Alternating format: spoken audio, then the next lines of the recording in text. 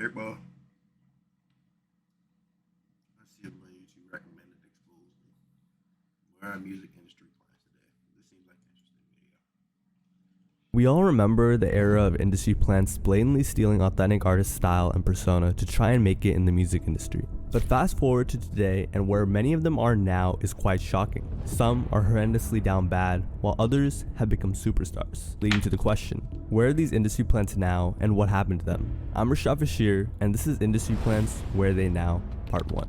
But before we talk about each industry plant, we have to define the term. And here's what my friend Maddie Balls came up with. Industry plants are artists who sign early in their careers and have their image mostly created by the label as some sort of marketing gimmick, which includes faking that they're an independent artist. Or in other words, to the average music fan, a fraud. The first industry plant on this list is the infamous Baby Goth, and before talking about where she is today, we have to look at her career. Baby Goth was a woman who randomly just appeared on the SoundCloud rap scene, and I mean...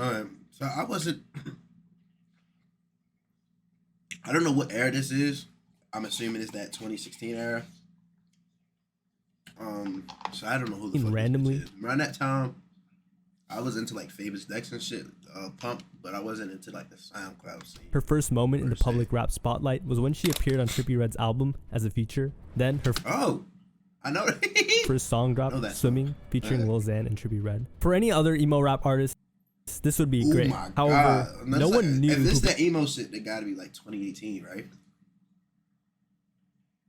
Hold on, I can't know if I hit it. Baby Goth was. So it was clear she was an industry plant. Because how was your first ever song on Trippie Redd's album? But at the time, being an industry plant was a relatively new concept. So as crazy as it sounds, it wasn't obvious to all the fans. However, this would all change soon, when fans would start to notice some pretty fishy details. Specifically one fan named Progress, who found a lot of red flags. For starters, he noticed that despite having so many mainstream features, Baby Goth had very inconsistent social media followings. She only has one song, and that's actually featuring Lil Xan and Trippie Redd, and also that she featured on Trippie's album before her song even came out should set off a fuck ton of red flags. She had 200 followers on Twitter, and her SoundCloud had 1,000 followers. But on Instagram, she had 160,000 followers, especially since she only had one song, right? Well, Progress and the other fans were correct. Because what Baby Goth was showing the world wasn't the whole truth, not even a lick of it. It turned out that Baby Goth had an entire past that only she and her label knew about at the time that they were trying to cover up. How was this exposed? Well, the YouTuber Progress found that Baby Goth had edited out a name of an old song of hers in an Instagram post. I also found it weird that since taking that screenshot, she has now edited out that she ever had a different song in that caption, and so that made me go a little bit like, He did some digging, and what he found was quite shocking. Baby Goth was not always Baby Goth. In fact, for most of her life, she was a singer named Bria Bueno, who turned out had a ton of songs. Except it was her in the years prior, where she had dressed like a princess, the music was completely different, and most importantly, she was getting no plays. It was obvious she wasn't blowing up from that old music and wasn't a SoundCloud rapper like she claimed. She definitely wasn't big enough for a record company to sign her. In fact, it turned out she was raising money on a GoFundMe site to raise money for her music career, saying, "Please make my dreams come true," explaining she needed money for production for the EP, travel expenses, and hotel accommodation for her husband and son. Yep, you heard me right. She has a husband and son. However, she didn't raise enough money, falling short by $10,000, and likely had to give up on her previous dreams of making it by being true to herself, which is pretty sad in my opinion. And it was clear from this that Baby Goth was told to cover up her past and then create an image where she would show face tattoos, really guns, and be edgy/emo. So that's who she actually was. But if it wasn't how she actually got to fund her music career... Alright, so look. Y'all can't lie though on the industry plant type shit down here. Like, a label come to you like, I don't know, whatever. I don't know what amount will make niggas sell their soul, but there's an amount. You know what I mean? There's an amount for everybody that'll make you sell your soul. And don't say it's not. You feel me? Y'all would do that though. Y'all would do what the label asks, dummy. Like if they said, you know what I mean, come do this, come get the face tattoos here. You know what I mean? Like, come get the face tats here. Or go do that. Don't say y'all wouldn't. Don't act like niggas wouldn't do What that. was it? Because just getting some face tats doesn't fund your career. It doesn't get you random cosigns from large SoundCloud rappers, and it definitely doesn't get you signed. Well, in an interview with No Jumper, Baby Goth did reveal some more facts, although very muddy, about how she did get her start in the industry. So, I mean, for a while I was just like building my following up on Instagram, so it would be like ready when I released music. And then I was just doing like covers. Hitway found me on the Explore page and then flew me out. Explain who Hitway is for the people at home.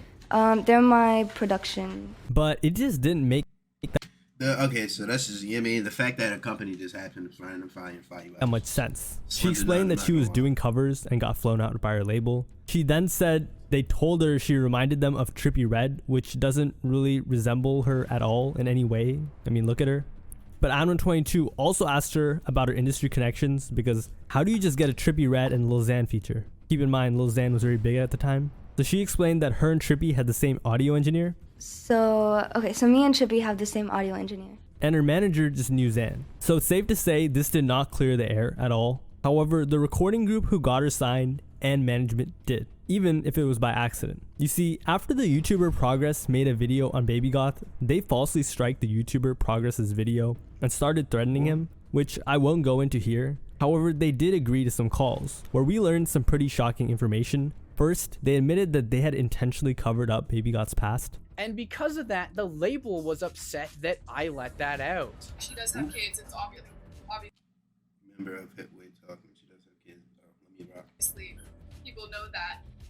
But the late like she signed her public, and they didn't want that to be public because that can hurt like people's view of her for some reason. I don't really understand why, but it can hurt people's view of her. So we were waiting until after she dropped which is next month, to come out with that. So it's just like it messed up timing of a lot of stuff, and like the label, like Republic is super mad about it, so they're trying to make us take it down. This was cool, but it was more of an admission of guilt. What came next was pretty shocking. The first thing the manager said was that Baby Goth had absolutely no personality, so he had to come up with a fictitious persona himself. And although I think he did a pretty bad job, it definitely worked, and this was his reasoning. I made Baby Goth, right? All right. That's the real story, right?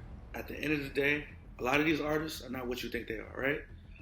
You know, Baby Goth talks about all this cool stuff and women's All right, rights. so see, that's probably as far as I go. I'm not gonna lie, like I said, it's a price for everybody that like a label come. You know what I mean? X amount of dollars, whether it's $1 billion, $5 billion, like I mean, for you to sell your soul. But I ain't making up no personality. Like you get what you get, though, dummy. I ain't gonna lie to you. I'm gonna keep it a buck. Like I ain't making up a whole new personality is insane to me, bro. I'm just being real. Making up a whole new personality is really insane, and there's no way in the world. And I love music, not even to be on, but I like trade my personality. Hold on, I put my D-Rag on.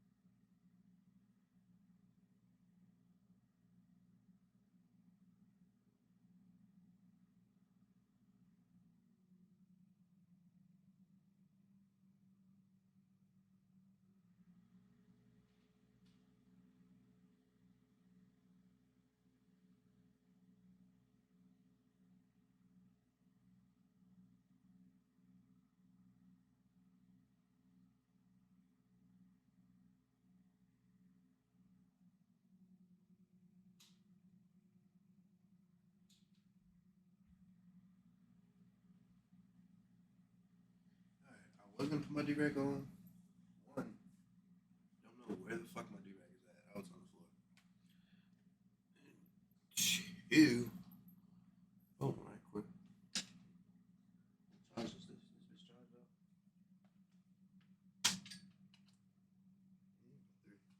I'm gonna try to put this right here. Oops. Sorry, Stan.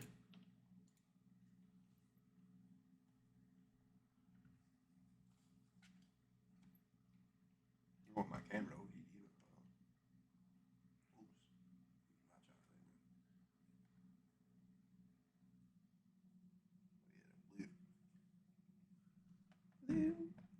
light.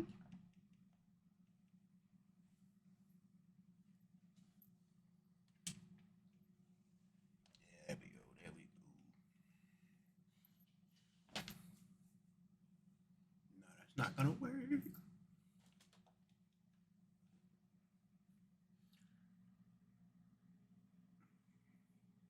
The camera autofocus a little bit.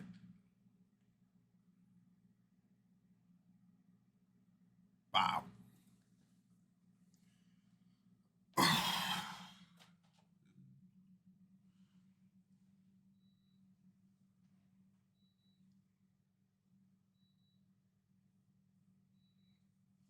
not gonna work. Shoot, not enough light. Or the shit's not close enough. I can put that bitch on a tripod, bro.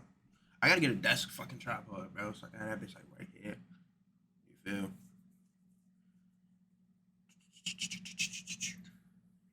Cause baby, I'm your biggest fan. Where my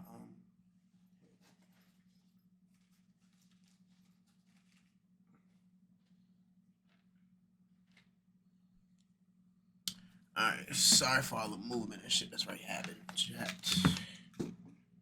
Actually, I had to cut you off because don't want to leak.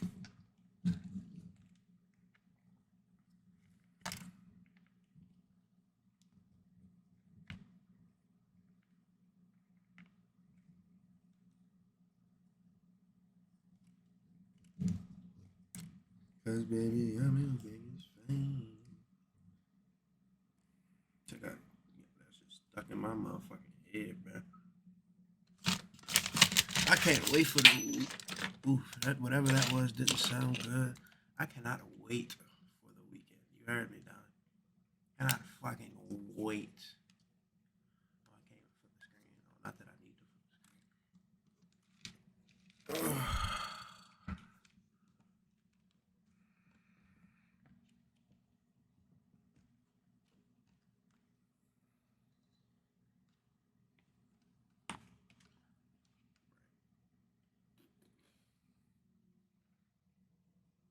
Put that shit like right there. That's why I need a.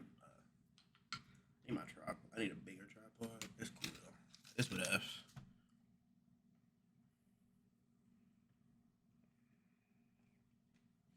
Yeah. Another time. I gotta get a legit tripod. That shit's not fucking with me right now. Oh. Back up.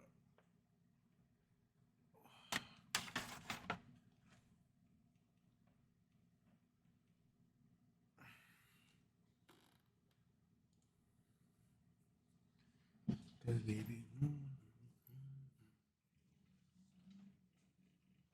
Alright, that actually kind of worked. Does Beyonce said some shit about like black people and blue lights? I don't blame him though. One sec.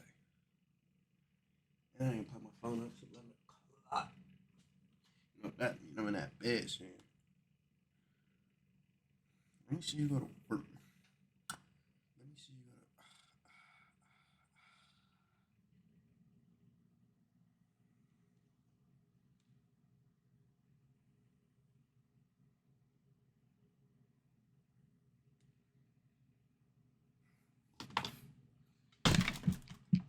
Damn, pussy ass, man.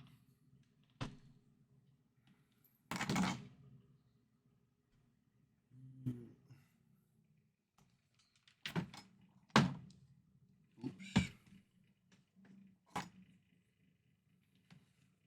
I'm not sure what that is. Is it the my monitor?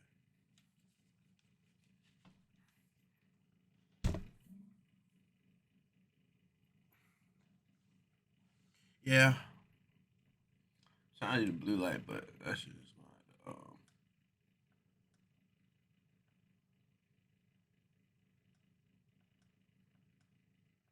Oh wait, hold on.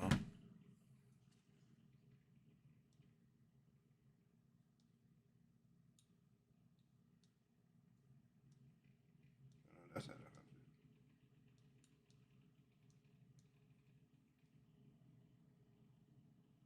Rising up like the sun, nigga. Fuck. Bitch bright as shit.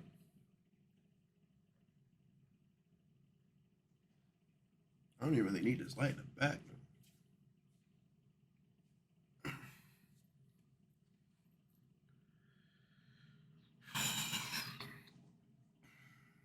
Baby, I'm ready to try.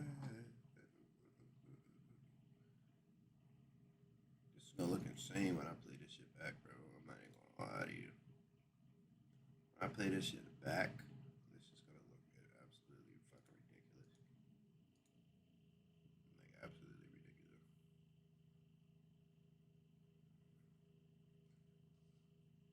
Control Z. Send me back. Let's finish the vid. All that shit. That bitch ain't nothing like that, right? First thing I did, because I know that bitch like a potato. She has no personality. So I was like, since a person can't speak, you gotta make them look cool, right? So we get a cool name, right? She not goth, but the goth wave is popping. So he's like, fuck it, let's do the goth thing. You know what I mean? Yeah. And she talks like a baby, so I put baby goth together, right? So that's how I came up with the name at the end of the day, right? And then what we did was, it was easy. All we had to do, get face tats, because all these artists got face tats, right? So you build an aesthetic, you build a brand, right? So when she walks into the office, she looks cool. You know what I mean? That's all labels want.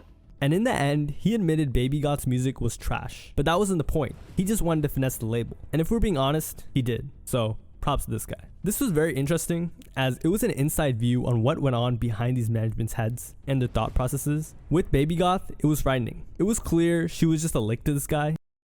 He had no interest in ever helping her career, but rather to collect a percentage of a record deal, use the rest to promote her career, and when the money ran out, have her kick rocks. If you'd like to know the full details, go watch the full video by Progress. I mean, this guy pulled up her marriage documents, did a call with her management, and fact-checked every minute detail she lied about. He didn't just catch her in 4K, he caught her in like 40K, it was insane. I do believe he went too far though, at some point you just have to let it rest. But this was just the half of it. What happened afterward to Baby Goth was even worse. After this debauchery of her being exposed, she was still connected with Wiz Khalifa, she got a Genius video, she dropped a song with Slim Jimmy, but it was all too late. To fans, Baby Goth was a fraud. And worse, everyone started agreeing her music was trash. Later, she would post screenshots as a cry for help, basically admitting she was depressed. And it was clearly because her music career had not gone the way she thought it would, which I can't help but feel bad for. But that was still in 2019. What happened after that? From 2020 and beyond, Baby Goth just fell off of a cliff. She didn't post at all. However, in 2022, she did return with an announcement saying, "After 2 years, I'm finally dropping. Thank you to everyone who stuck with me throughout my absence. I've gone through so much." And it seemed like she actually was going to drop music, because in another post she wrote, "Run up the comments, show my label how y'all are ready for this music, swipe to hear a moment from one of my new songs." Unfortunately, no music ever came. And after that, it was pretty clear what had happened. It seems like after the catastrophe of a career she had, post 2019, Baby Goth was shelved by her label. What does that mean? Well, it's a fate worse than being dropped by a label. Being shelved by a label means they know they will never get their return on their investment. However, they want to be sure of that and don't want to let the artist they signed go free and become successful, even if there's a small chance. So they shelve the artist and let them rot. That's what happened to Baby Goth. But wait, it somehow got even worse. In 2022, her YouTube channel was hacked and her label didn't even care enough to get it back. That same year, she tried to assure her fans new music would drop once again, writing, "Please bear with me while my amazing team gets my YouTube channel unhacked. Mad Together music video is ready and waiting for you. Debut album coming this year." Still no music. And later on, it became clear her label had been the ones who quote unquote hacked Baby Goth's page. They had essentially repurposed it for their other artists. It was obvious the label was actually trying to cover up her career because it looked bad. So much so that her music video with Trippie Redd, Swimming, was deleted. And if 2022 couldn't get any worse, at the end of the year, she got into a car accident. And after all of that, she went on a 2-year hiatus again. And at that point, can you even blame her? But it's 2024 right now. What is she doing currently? Well, you may or may not be pleased to know she is really active right now, except not in the way you think. In 2024, she's been posting multiple times per week since the beginning of the year. However, it's not to promote her music, but her new exclusive content. Wink wink, cough cough, if you catch my drift. Which is pretty sad. It's a classic case of what... You know, buddy, after all this shit she done been through, she can start OnlyFans. She can start it. You know what I mean? Fuck it. You done tried this and that. Fuck it. Happens Show to the naive pussy. people who think they can make it into showbiz just to have to turn to some pretty disgusting things to make their ends meet. And if Show you're the curious, pussy. just check out her Instagram and you'll see what I Show the mean. pussy. Overall, Baby Goth has one of the saddest industry plant stories ever. It's a lesson to everyone, and her story shows that being disingenuous is literally one of the worst things that you can do to your career, no matter what you're in. However, this isn't always the case, because this next artist was just as much, if not more, disingenuous than Baby Goth. However, their results were much different, and that is the Kid Laroi. But before we talk about where he's Oof. Kid Laroi a plant? I feel like we've had this discussion. today, how was he exposed as an industry plant? Let me take you back to Like, we 2019, already where kinda most know fans some of rap, shit. including myself, discovered the Kid Laroi through his lyrical lemonade song called Let Her Go, which got millions of views on YouTube, followed by Damn, his let me song tell you about the Kid Laroi era. I was fucking with Kid Laroi so heavy when Kid Laroi came out. Type shit. Lil Tecca, Diva, that would also get millions of views. If you listen to the music, it was clear the Kid Laroi was going to be another one of those artists who got a lyrical lemonade video to blow up. I mean, he was even featured on songs with some, like Tecca. At the time, the Kid His Laroi blow was was a teenage insane. rapper who was working with artists like Lil Skies and had connections to Juice WRLD, but it didn't take long for fans to find some other details. At first, it wasn't that much. Fans found that Laroi was signed under Columbia Records, and Lil Bibby, who Juice WRLD was also signed to, they figured Bibby had made some calls and got Laroi a video on Lyrical Lemonade, as Cole Bennett listened to Lil Bibby growing up, and that's honestly how Juice WRLD got his music videos. So to be honest, it wasn't really a big deal. And after fans found more interviews, Yeah, I felt like when I heard that like Baby found bro and put him on and shit. Like I felt like that's what I heard at least. Like when that whole shit was going on. I guess he ready to tell me some different Bibby, shit. it was clear that was what happened. This Australian kid I'm very excited about. I think How do you end up with an Oh, Australian bro. kid? I heard his music and that shit just blew me away. I've been trying to sign it for a whole year and everybody was on it, but we got it and now we gotta put a plan. So end of story, closed case, right? Nope. Because one fact wouldn't slip past a very diligent fan. A man named Hello Yassine, who despite this story said Yo, something Hello You Seen is fucking. I used to watch that nigga heavy. about a I don't know why teenager his from videos just stopped Australia popping reaching up, Lil I recommend Bibby it. was very fishy. Very, very fishy. On top of that, prior to signing to Lil Bibby, Laroi had an EP called 14 with a Dream, which was made with high quality equipment, good producers, and great mixing. So Yassine thought, how did the Kid Laroi go from being a nobody to having all these people produce for him and get signed? There's something missing in the middle of the story. Laroi had also repeatedly claimed he was dirt poor, so that wasn't adding up either. But there wasn't anything to confirm Yassine's suspicions, so he just kept his eyes peeled. And eventually, he found something. It was a short clip from a No Jumper interview that Laroi had quickly brushed past. Most fans thought nothing of it, and it was a question about Laroi's origin. I posted a video and this guy locally in Sydney was like, oh, I have a studio, come through, like, you know, you can use it for free whenever you want, like, you know, we got producers here, I watched this video. Yassine realized this was key, and the fact that Laroi brushed past it so fast only furthered his suspicions. He didn't buy the fact that teenage Laroi was making all his music himself, because behind every young musician, there's always an older figure who built them as a talent and taught them the game. Think Chief Keef and DJ Ken, or any other younger rapper. This prompted Yassine to go digging and go down Man, an this nigga insane really rabbit lurking hole. though, And what dog. he found was probably the craziest information he could have found, and will definitely go down as one of the greatest rap exposés in the past 5 years, or even 10 years. So what was it? Yassine found that Laroi had been taken under the wing of a guy named Marcus at a young age. Marcus would throw parties, DJ, produce, and he met the Kid Laroi in 2015. Now bear with me because things are about to get very interesting. Laroi messaged Marcus at first, but he was ignored. So he used a girl to message Marcus and get Marcus's attention, which Yassine later showed was one of Laroi's go-to strategies for getting his foot in the door. This also proved he lied in the No Jumper interview because he hadn't posted a video and got discovered. That's type slick. He had to though, message Marcus multiple times That's and even nice, finesse him to get a chance. But after finally linking up, Marcus allowed Laroi to perform. Marcus realized Laroi was talented and saw a lot of potential in him, and decided he would take Laroi under his wing. From then on, Laroi and Marcus became best friends. He called Laroi his artist, and every weekend Laroi would come to Marcus's house and record music with them. He'd eat, sleep, and record there. But that wasn't all. Marcus also single-handedly was responsible for shaping Laroi's sound. At the time, Laroi only knew how to rap and wanted to rap. However, Marcus realized that rap music was changing, and it wasn't going towards lyrical rap, but a more melodic style of rap. So as the big brother figure he was, he taught Laroi how to use autotune and make melodic music so he could succeed. Laroi was very against it, but he tried it out and it was a huge success. Marcus was even going as far to write music for Laroi. At that point, he was so invested that he had taken a year off after high school solely to develop Laroi. On top of that, he changed his Instagram name from his DJ name to their group name, and Laroi also wasn't okay with the idea of Marcus rapping with others, so Marcus only worked with Laroi. It was safe to say Marcus had put all his chips in and was willing to put it all on the line for Laroi's career. That was for a nigga like that. Like, if a nigga is willing to really work for you like that, like, shit. I know about that shit. My jaw is like, my shit bad. I know about the Laroi shit later on when he was baking nigga shit, but, like, baby and all that.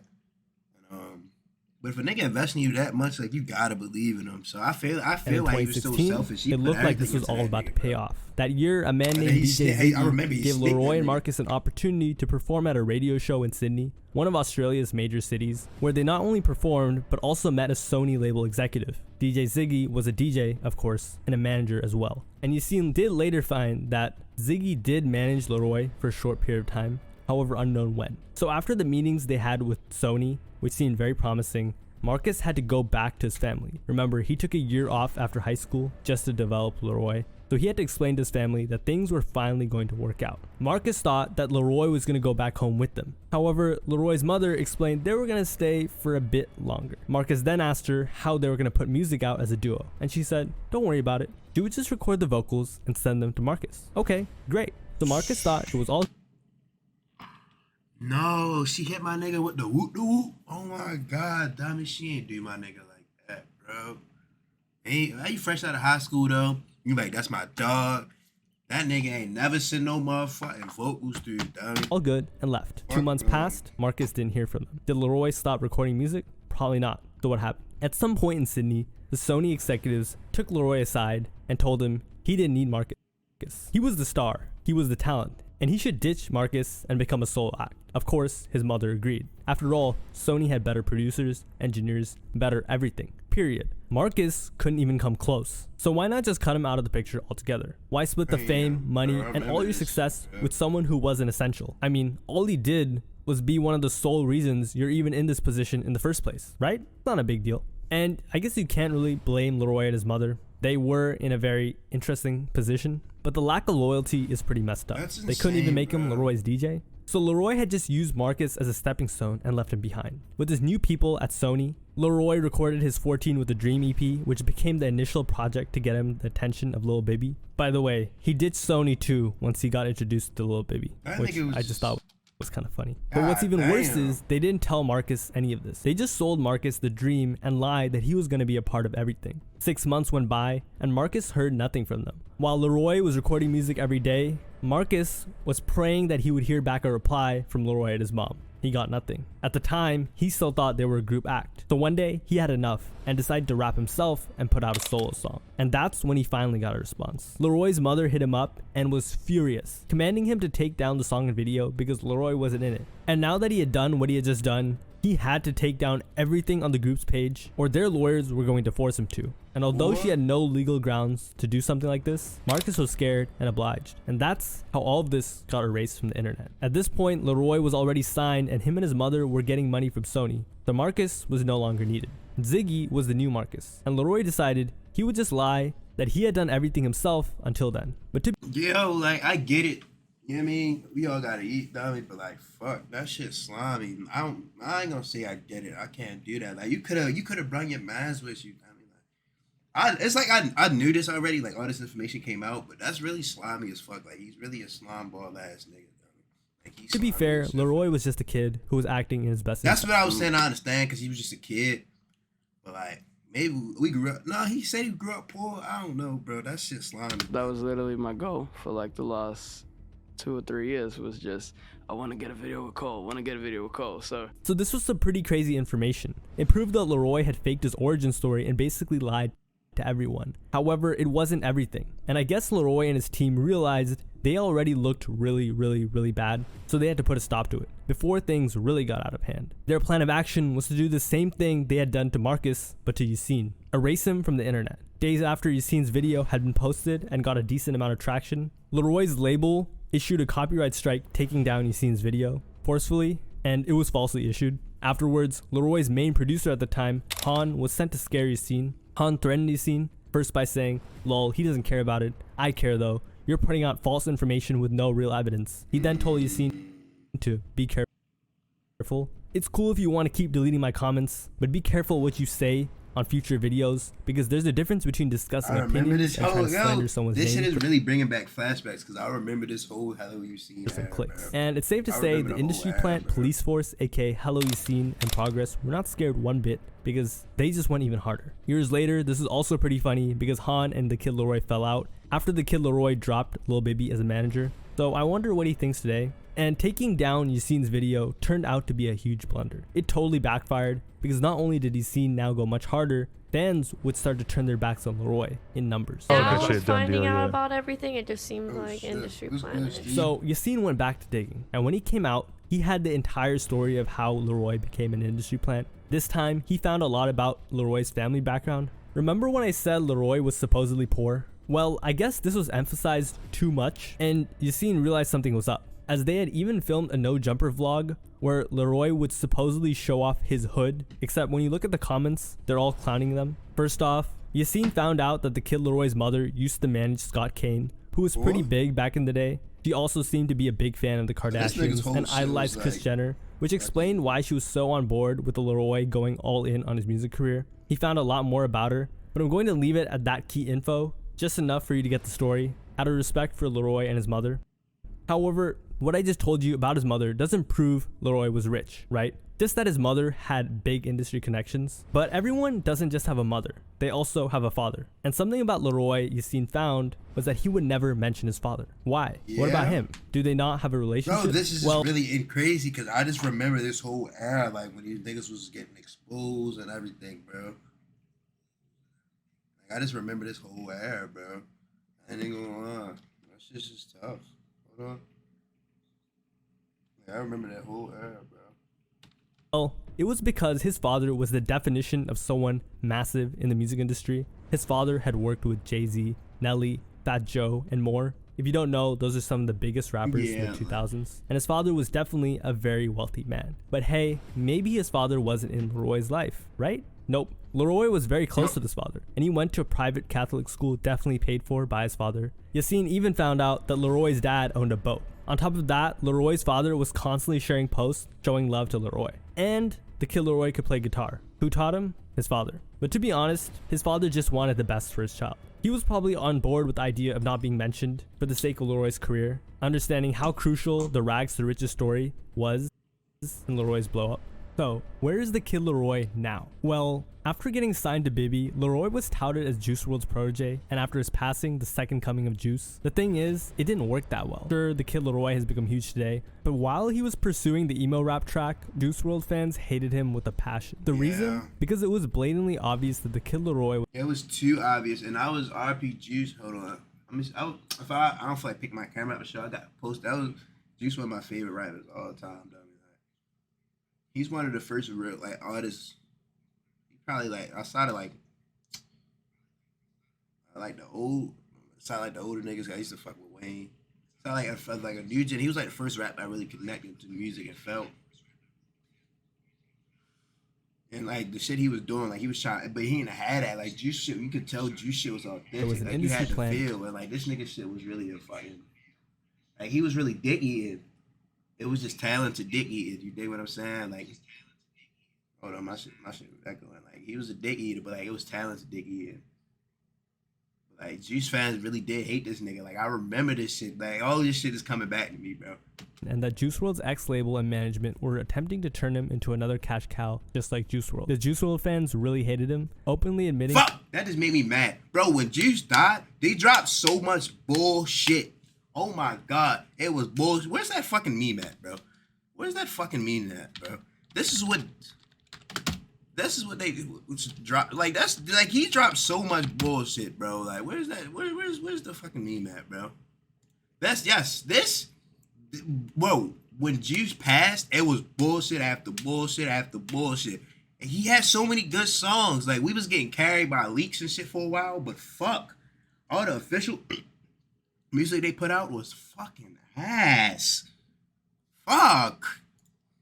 To it, saying things like, "Just don't like how they pushing out of him. He's not all that." And I think his music is all right. Like he just isn't on Juice's level and shouldn't be on songs with Juice. I think he ruins them. However, afterwards, Laroi ditched Lil Baby in grade A. Likely I'm hot, bro. They was putting this nigga on everything, dog. Over how large of a cut they take from their artists. Then Laroi became managed by Scooter Braun, who famously manages Justin Bieber and Ariana Grande. Dropped a single Stay featuring Justin Bieber, went #1 on Billboard, went #3 on Billboard with Miley Cyrus, and was also nominated for not 1, not 2, not 3, but 60 music awards, 2 of which being the Grammys, and won about 16. And he's only 20 years old. So it's safe to say the Kid Laroi is not a failed industry. He's a successful superstar who's managed to come out on top. And it really shows you how tough it really is to make it in the music industry, as his story isn't fully over either. However, this sort of picture-perfect story doesn't always happen. In fact, it usually doesn't. And there's no clearer case than the next rapper on this list, Jumex, who at one point was the poster child for industry plants. And where he is today is pretty sad. But of course, before we speak about his current situation, how did he even get exposed as an industry plant in the first place? Jumex started blowing up in 2019 after his hit song Loner. And when one song randomly started blowing up out of nowhere, it was very apparent something